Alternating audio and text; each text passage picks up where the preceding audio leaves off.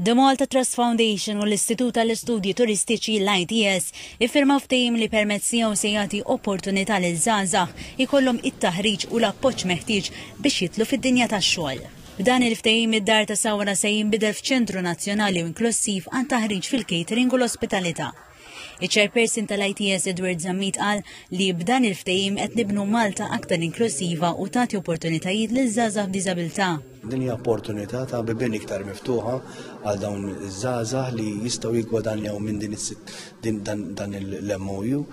L-ITS se tkun qed toffri l-expertise tagħha fejn jidħol qasam tal-ospitalità u l-catering u dak se jkun parti prinċipali biex anke jkun jista' jiġġenera mhux biss l-opportunità li jkunu qed jaħdmu fiha, imma wkoll anke jiġġenera biex dan il-post jkun jista' jaħdem anke business wise aħjar u jkun joffri faċilitajiet bħal huma konferenzi.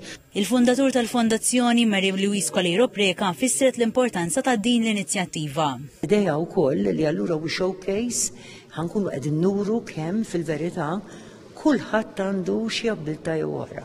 U ħasra għal pajjiżna jekk nitilfu dawk l-abiltajiet ma jiġu żviluppati biex jikkontribwixxu propju mhux biss lejn il-persuna li tikseb ħafna dinjità, imma wkoll lejn il-ġid komuni tagħna, l-ekonomija.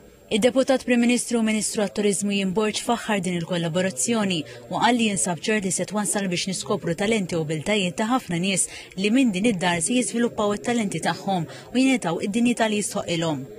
Tem li dan il-proġett imur lil mis-settur turistiku biss għax ħaddan fih il-valuri ta' drittijiet soċjali.